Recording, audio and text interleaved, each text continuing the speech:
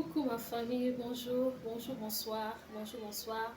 Napesi biso bambote partout epai wapi tozwami na papa mama ndeko mwasi ya mobali yo moto kozwa vraiment liba mpe ya kolanda mama bi napesi biso mbote na nkombo na Yesu Masiya e napamboli nzambe mpona bomoi na ngai na yo. Voilà, nzambe wana oyo abateli yo abateli ngai e toza envie na mokolo ya lelo. Pourquoi pas totia nzambe wana les devant après toya kodévelopper sujet na biso ya mokolo ya lelo. Tendre Père, l'homme de Galilée, Père de gloire, nzamba nyonso, nzamba bomoi na biso, Yahweh topamboli yo, to élevé yo, to netoli pe to sanjoli yo. Merci pour na bomoi ya moko na biso. Merci Seigneur parce que toza compte parmi les vivants na mokolo ya lelo ezala makasi na biso te. Toyena tango yo Seigneur pour na ko partager oyo bote pai na yo. Tikete Seigneur ngana zala instrument pamba zala nzambo ko transmettre message kati na peuple na yo. Seigneur oyo koyoka totia misala Seigneur pe ebotambo makitoko kati na bomoi na biso to bebisi o nyonso ayo te zala musika Yahweh na bombi Seigneur babone na nga pe chaîne na biso na makila na yo na loboko na yo nguya bonzambe na yo ezala partage na biso dans le nom puissant de Jésus. Amen. Amen. J'espère que tout va bien ma famille vraiment. Nzambe azwa lokumu mpona bomoi na ngai na yo nzambo abateli biso. Voilà, toana biso na eloko opesa ye te soki matondi te soki merci te babi topesa nzambe matondi topesa ye matondi topesa matondi na mokolo na pema ebongo pema oyo nga na toza nango na ntango oyo boni bakufi. Donc voilà, to réaliser kaka tomonake nzambe aza malamu vraiment nalobi ye ma famille. Pourquoi nous s'abonner la chaîne OT? Tout se soutenir que la famille, tout se soutenir et ça la bien makasi, hein? Tout se soutenir parce que ngati na oya boye, na oya pena pone na bino. Donc cela veut dire que ceux qui n'ont s'abonner la chaîne OT, au kutani na vidéo oyeba ke na sala ki openda pona yo. Soit penza ke vidéo on des aboisa qui pona nga. Po oza abonné, si vous êtes déjà abonné, d'accord. Mais ceux qui ont abonné te tant que vous na vidéo oyo olobi pena ke no vidéo oyo ezalaki pona nga message oyo eza pona nga. Donc s'abonner ezaka façon yo ya soutenir pour s'abonner ou liker surtout ba like même na ba o baza déjà ba abonné oza déjà abonné mais otala ba vidéo o like raté ce n'est pas bien ba like et permettre à vidéo circuler bien et circuler etalama et voilà. Nayebi ke nzambe na nzela na bino nde esalake natombwama lisusu et voilà parce que tant to s'abonner ba like ba commentaire ezala malamu ezala mabe ezala ba suggestion ezala ba remarque tout nyonso to yambarango et ça fait partie aussi ya kosunga musala koyeba nini to ko s'améliorer nini to koyeba na ko évoluer. Maintenant on bozo s'abonner te ma famille na penza bo na lobi otali na opoleki communauté nanga aimons-nous vivants. Aimons-nous vivants. Tout là ça peut force ya communauté na biso ezala bien nzambe akozanga te na kopambola biso. Voilà, ndenge na passer ce message pour na ba maman de partout au bozali que maman bi azana na Benin na teka ba robe ya ba grande dame. Ya ba dame penza olingi pendo bima pena wa ozala pena grande dame moko boye contactenga donc ezala na gros ezala na détail contactenga to solo là et ezala bien. Merci abonnez-vous, partagez, likez, commentez. Nzambe akozanga te na kopambola biso. Ma maman toyi kolobela sujet na biso toyi kolobela lelo eza sujet oyo ezo concerner biso ba maman et que tokotisa pe ka ba papa nde ka ezalaka toyebi ka nde tokendaka nango po si tozoloba ta mosusu bokansaka nobolobelaka basi mwasi mobali mpe awa na kati ya chaîne oyo soki tokiti na se totali ba video totali ba titre tomonake tozaka na mwasi te tolobelaka mwasi tolobelaka pe mobali tolobelaka mwasi tolobelaka pe mobali. Alors sujet ya lelo tozolobela mwasi tozolobela pe mobali mais tokobana na ba mama ka ndenge na uti koloba naye kolobela likambo ya écoute na kati ya couple. Écoute na kati na couple donc cela veut dire koyoka excusez-nga, koyoka na kati na couple, to pe koyokana na kati na couple. So tokei na Bible, na Proverbe 12, Proverbe 12, 4.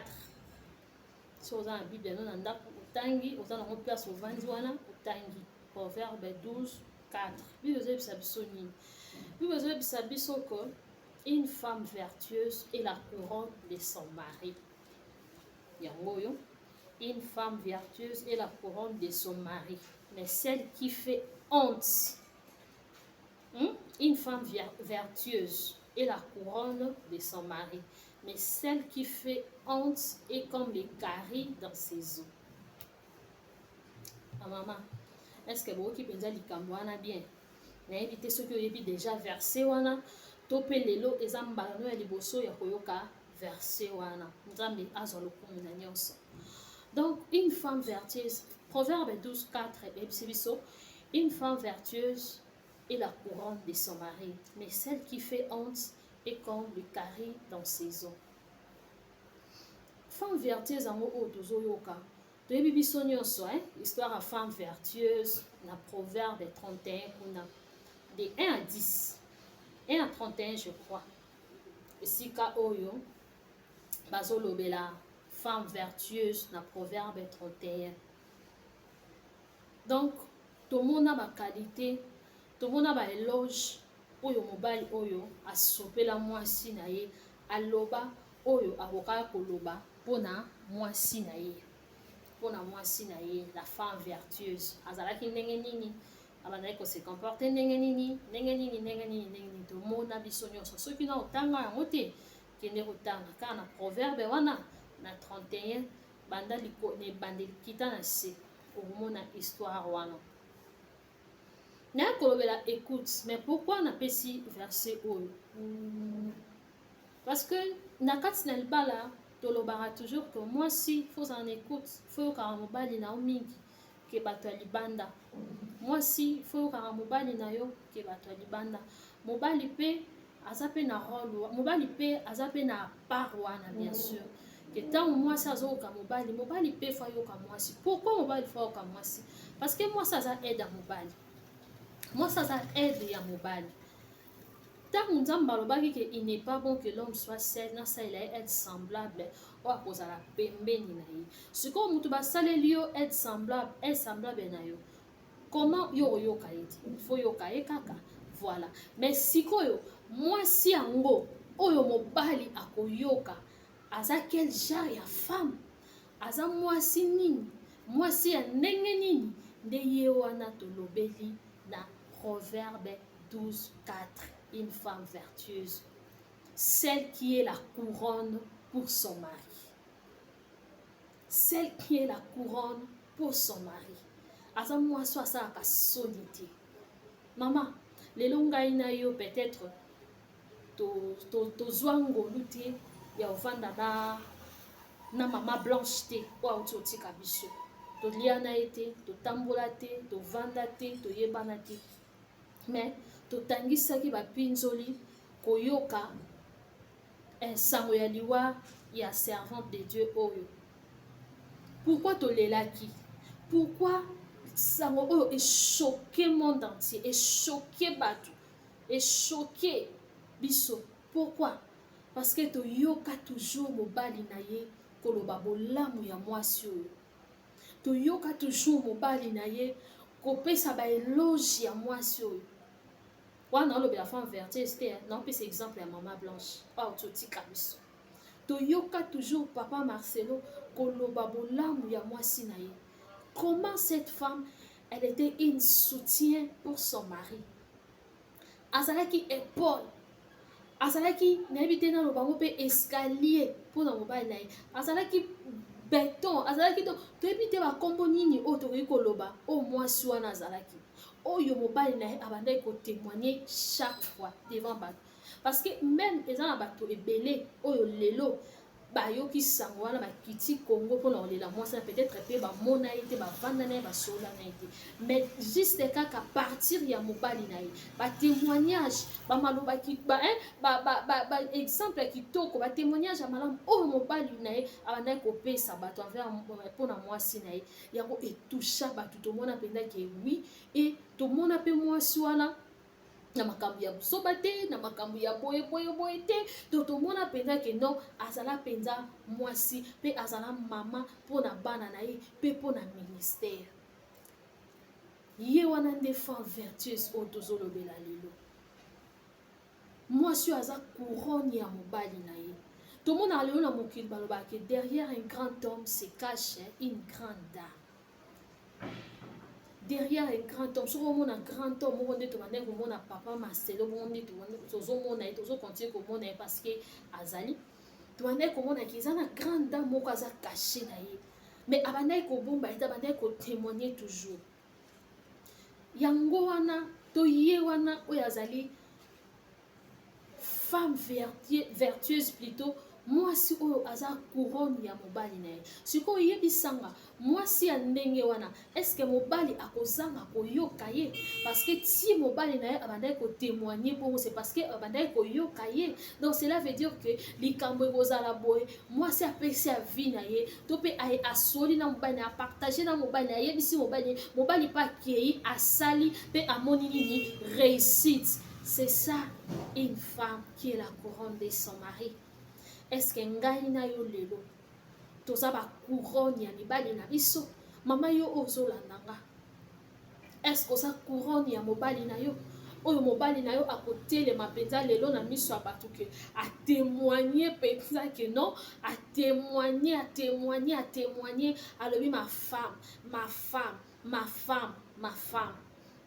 donc si soba mobali nanga ayokaka nga te ata na lobi ayokaka nga te ata na sali boye ayokaka yo te pourquoi mobali ayokaka yo te est-ce que tu es une femme soumise est-ce que yo moko d'abord oyokaka ye est-ce que yo moko oyokaka ye.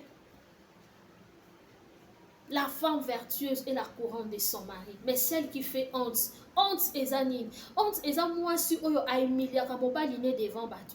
Eza mwasi oyo amemaka secret ya ndaku na ye na toit sur le toit ou bien tokoki koloba sur la rue na balabala. Aza mwasi oyo abombaka secret te. Aza mwasi oyo ayebi ko pousser mobali na bonheur te. Aza mwasi oyo aza appui ya mobali te.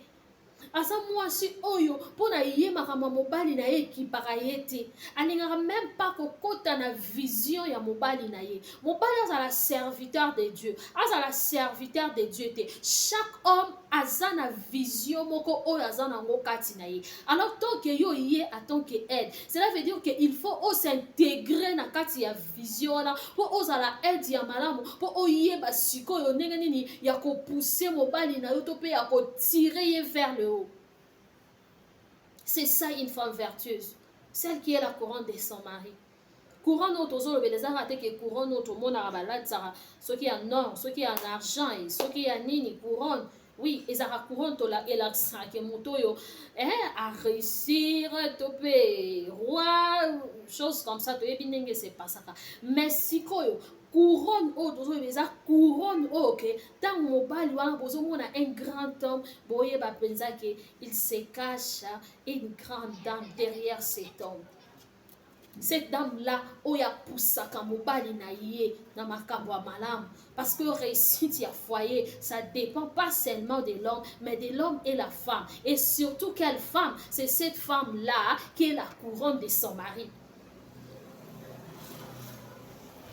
Eza mwasi oyo apesaka sengo. Aza mwasi ayokaka mobali na ye. Aza mwasi oyo atiraka mobali ne na bonheur. Aza mwasi oyo akomprenaka mobali na ye mieux que quiconque. Mwasi ya ndenge wana okanisi ntango ovandisa mobali no pese conseil olobani mobali ozanga oyoka eza kutu ke mobali peta va sala likambo ezala za wapi abi non je vais en parler d'abord avec ma femme. Ensemble on va trouver une solution. Ensemble, on va réfléchir qu'est-ce qu'on peut faire, qu'est-ce qu'on va faire? Mais ce qui mobile et place à aller permettre à Yana, place à ce qui permettre dans minute soit non. Signez-le. Allô madame, regarde ce qui se passe ici, ceci, c'est là. Qu'est-ce que tu en penses? Waouh, c'est une grâce. Hein? C'est une grâce. Sko bongo, yomo sko foye bake. Non, je suis vraiment la plus importante dans la vie de cet homme. Cela veut dire que je dois vraiment faire quelque chose. Donc, c'est qu'il faut vraiment s'intégrer dans la vision. Il faut vraiment y avoir valeur ni on a mis sur moi en balo. Jusqu'à présent, ce cas où ça n'a confiance, ce cas où on a décision y mon côté sans pour autant ayoka vinanga. Hein? Comment si ko mobile ya ndenge wana na donc moi si ya ndenge wana ozala toujours une femme battante pour son foyer. Ozala toujours moi si o akoluka ko sala toujours quelque chose pour na libala na ye pour na réussite ya libala na ye. Mais celle qui fait honte est comme la carie dans ses zones habitées. Bino ba to bolanda ceux qui obela minu. To bela déjà cari dans terre bela minu bela déjà minu pardon si la ngano commentaire ibisanga douleur a minu ezandeni parce que nga bela minu te na obela ngo petit mais na vanda na bato ba bela minu na yoka ba douleur façon bato na ba banda olela hein o mona moto akokotia elo côté même ma eza bolo eza mabe sko yebisanga so sko za mwasi ya bongo. C'est que moitié ya vie à mobali wana eza détruit. Donc abala mabe. Mais par contre, Bible zo bisabi so lisusu que na Proverbe 14 so ina bosanité. La femme sage fait quoi? Bâtit sa maison. La femme sage bâtit sa maison. Yaya, bâtit sa maison. Oh, to lo bara na Bible. Oh, Bible lo bara na biso. Oh, ezara bâti ya ba brique na ba ciment na mai te. Bâtir oh to zo lobela. Bâtir y a intelligence, il y a sagesse, il y a maturité, il y a confiance en soi. Il y a une femme épanouie, il y a une femme donc moi si oyo donc elle sait faire makambo malamu ko luka pe ko yeba makambo malamu yango réseaux sociaux yango auto zo sala lelo bobi ke na kati ya réseaux sociaux il y a des gens oyo bazo influencer bato na lolenge ya malamu o bazo pousser bato ko comprendre certaines choses ou peut-être tozala ignorant nango dans les années passées. Mais lelo tozu grâce à travers les réseaux sociaux to découvrir belé nanyanga otombola musapelo ba na réseaux sociaux ya apprendre lo te lokuta malgré tozo mona barando tozo mona ba insanité ba bofingana ba ceci cela mais na kati ya réseaux sociaux il y a des gens oyo bazo influencer na ndenge ya malamu. Oui, ils sont ça qui doit apprendre les sources d'avantage ou bien mais ça qui na négligence na mais ça ni doit améliorer. Nous on comprend. La femme vertueuse, c'est celle qui fait et elle est la couronne de son mari. Mais celle qui fait honte est comme la carie dans ses os. Carie dans terre et ça la passe. Mutu moko a souhaitaka kobela yango. Bato pe babela yango bayebi combien ba souffraka. Parce que ozala mwasi ozo faire souffrir mobali na parce que oza femme vertueuse te oza couronne na ye te. Or kokola ta couronne te atambo na ngona miso bato couronne na ye eza yo moko eza kombo na yo moko. Eza bonheur na yo moko o pena mobali wana otala lobi omoni mwasi nango. Aya nanda kunanga kutanga même pas na fourchette. Tant ça kutanga na fourchette moko bien mibale. Les autres commis nango 10. Quand je parle de fourchette, na peut c'est exemple. Bien sûr que oui, ça fait partie. Mais c'est pas que tout c'est basé kaka na babiloko to subino bo monango. Bon, je ne sais pas. Nenge wana soki tinate ou bien non. Donc, cela veut dire moi soyo aya kutaba vide et belé na vie ya mobali. Akuta mobali na vision mais provision ezala kité parce que yé moi si on a sa provision pour la vision ya mobali wana akota mobali wana na bavide ebele aya akombla bavide wana mpona nini mpo azali une femme vertueuse epuis aza mwasi oyo ayokaka mobali azalaka na écoute. Toke kota bapapa sikoyo bapapa mwasi soki ayoka mwasi mpo ayoka yo lisusu mpe wana tolobi na part ya bamama bamama baza na part na bango bapapa mpe baza na part na bango. Il faut mobali mpe oyo azozwa baresponsabilité na ye ama mobali mpe aza mpe na part wana ya koyoka mwasi mobali mpe aza mpe na part wana ya koyoka mwasi kozala te ke oza na mwasi na kati ya ndako mwasi wana aozala lokola étiquette yo lobi te je suis le chef. Oui, tu es le chef. Dieu vous a établi comme étant le chef. Mais, en tant que chef, kaka ye moko nzambe wana baki ke il n'est pas bon que ozala yo. Mwasi pe fosa nini ayokaka yo. Tango yo koza na posa mwasi ayokaka yo. Yo pe zala mobali oyo ovalorizaka mwasi na yo. Zala mobali opesaka mwasi na yo ba valeur. Eza na basi mosusu akose battre ata ndenge mama bia otei boye tant mosusu pake quelque part ayoki susu mama xy atei asani azwi ya malamu alobi nakende opratike mais en retour epa na yo papa collaboration wana eza te. Mwasi il faut ayokaka mobali mobali pe il faut ayokaka mwasi etant que aide oyo nzambe atili yo pembeni. Nzambe azalaki zoba te nzambe ayebaki parce que mwasi aza na bakalite ebele oyo peut-être yo ozoignore aza na baconnaissance ebele oyo ozoignore aza na babiloko ebele oyo ozoignore mais cela demande que ezala activé ekozala activé ndenge nini soki yo ozomettre mwasi na ye en valeur te soki yo ozotiaki mwasi na ye na esika esengeli te. Yango tolobi ke libala ezala domaine ya collaboration. Il faut collaborer dans les mariages. Écoute dans les mariages, c'est très important. Mwasi esengeli ayoka mobali et mobali esengeli ayoka mwasi na ye.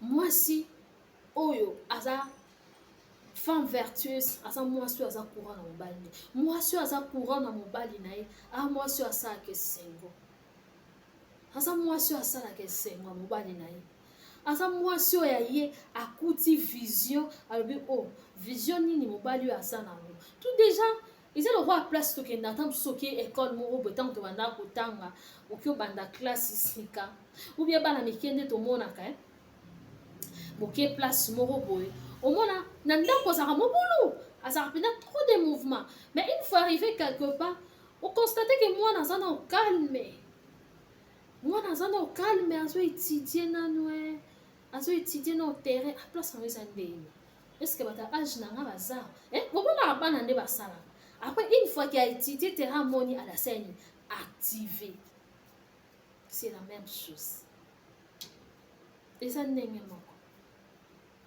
Mais siko papa soki pe na part na yo ozo collaborer te ezala pasi po sunga mwasi wana na kati ya libala tosunganaka parce que moto aza kokoka aza te ezala mobali abalani na mwasi na ye baza na écart à 30 ans il y a 20 ans il y a 25 ans il y a 10 ans il y a 15 ans il y a 5 ans moto nyonso akoapprendre ebele na kati ya libala à moins que osalaki ngai parce que l'orgueil que l'orgueil précède quoi la chute. Pour quand tu es orgueilleux trop orgueilleux on a besoin d'apprendre tant aux autres sara que yo yebi nyonso yo yebi ebele yo yebi mingi o apprendre mais une fois que si tu te soumets une fois que oza na humilité moko bobi te nga mpe nayebi te en tout cas tosangana mpo tosala nini totambola elongo eske na kosangana na kotambola elongo wana seke fo tosala nini tozala na écoute toyokana. Bien sûr que oui, l'homme est le chef de la maison, mais nous le savons tous que na kati na liba la décision nyonso eutaka pa mobali te. Pour moi, ça est rendre na esiko ekozani. Donc, ça peut na quelque chose à quoi apporter. Donc, c'est que mobali faut yoka yepe nanu. Arang ba bino basi yo maso yebi nini yo mwasi vanda nye vanda kimia zawana eh ngade na mobali papa oza mobali. Mais Bible ba qui n'est pas bon que oza yo moko. Dieu parle tantôt d'une manière à une autre. Et surtout na ba papa o bozwi ngolu. Bozwi penda grâce attend que yo moko ebike nga penza mambo lo sambo vie de prière penza pena net kati. Mais j'ai une femme o abuka mabolongo. Ayebi ndenge obuka mabolongo po asala nini alela nzambe mpo na foyer na biso papa mwasi ndenge wana simba ye mwasi ndenge wana simba ye aza mwasi operdre te mpo lelo tomona basi ebele baza porte na réseaux sociaux bon toyebi te peut-être nde balobaka l'apparence ou bien bango nde balobaka ke baye kosamise mais ya de amusement mosusu soki omoni mpenza ke omonaka ke moto eza amusement te eza mpena ndenge mpenza na ye eza mpena makambo asali mpenza ya solo mais ya des femmes ozo sentir niveau moko ya maturité ya charisme ya makambo ebele ozo sentir que y a quelque chose dans cette femme là parce que moi si ndenge wana koluka kosala ye soki nini te garder mpenza aza précieux mpo na yo donc ye wana nde toolobela oyo aza couronne ya mobali na ye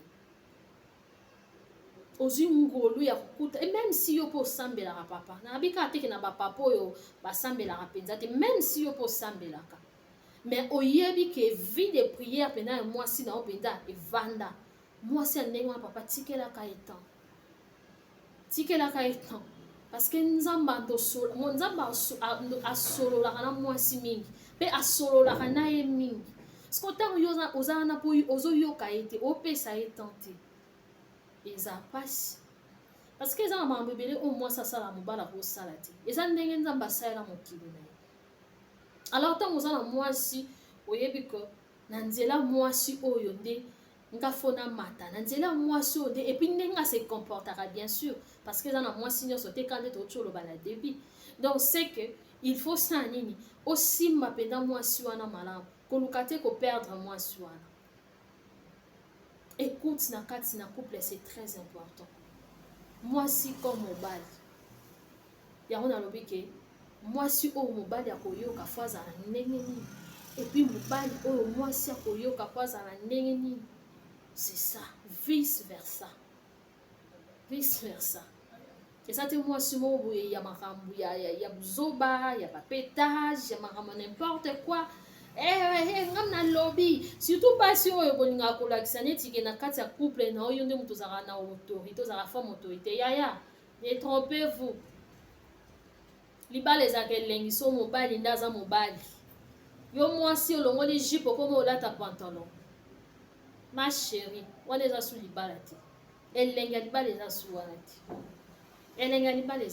te po jamais okoma na nzoto ya mobali okoma na nzoto ya kibomwasi impossible kaka na nature ka mokili nde eza boye ntango yo ozwi baautorité moko boye ngai nde fo naloba mama mobali alingaka mwasi alaka douce ntango oyo oswana mobali ozala na raison ozala na tort ozala apart mibale wana so mosusu ezalaka bobakisi ozala nango mama yaka vers mobali na yo d'une manière douce respectueuse avec douceur avec humilité avec donc na ndenge moko boye ke likambo mpena na okeloba moto mpo azwaka en considération yo sikoyo ozala oza na raison ozala oza na tort ndenge oyaka oyeka nalobi ye yango ozoya na façon moko boye ke donc oyo yo oye koyeba neti oye koimpose ya baimposaka mobali te baimposaka mobali te solola na mobali na yo calmement talisa mobali na yo ezala projet, ezala suggestion, ezala idée, ezala quoi que ce soit, ezala yo toza pe na réseau yokaki omoni na mabe. Vous savez, il y a des choses et ça là que moi aussi a épaté mobali na ye, a épaté génération. Donc tu peux savoir un exemple ya maman Blanche. Maman na lelo ataki to histoire ne etikali. Lokola mwasi oyo asopelanga ye sous parfum na Bible esolobaki partout bakotanga lisolo ya mwasi oyo sango ne ekopanzanaka nde histoire ya mama oyo etikali. Po tomona ndenge mobali nakomisa tomona koma azala. Et puis nature na ye mpe so ozomonaka une femme douce, une femme soumise, voilà. Siko biso lelo so balobi tosala boye tokoma mona on dirait que mobali kaka nde fo salela mobali atosali akotrompe yo kaka atozo ebi ezaka langage ya bafemme insensée. Ezaka langage ya bafemme insensée, langage wana ya bafemme insensée. Ya bafemme insensée. Tant yo ozomona kaka ke aso balobi nosala boye mpona eza mpona honneur na yo tala mwasi oyo ndakundami na honneur, tala mwasi oyo ndaki na honneur atiki bahonneur mpe aza te akei matiki bahonneur mpona ni ndenge atambusamaki, ndenge ase comportaki, ndenge azalaki. Siko biso oyo ngai na yo nani alobi na biso tokufa mpona mobali, nani alobi tomiboma mpona mobali? Eza tout d'abord mpona bien na yo moko, mpona honneur na mo, mpona lokumu ya lettre F oyo ozali, c'est la force. Maintenant balobi mwasi zala po ezala pardon amiboma mpona mobali pardon nasala ata nasali akotrompe kaka pardon ata nasali siko ntango akotrompe yo aussi malgré akotrompe yo mais omarkaka ye na biloko moko boye asala ye biso akanga bisaka kende to ye akangeli yo bisaka okende pourquoi akosala ngo te mwasi amarkaka mobali, mwasi aza courant na mobali na ye.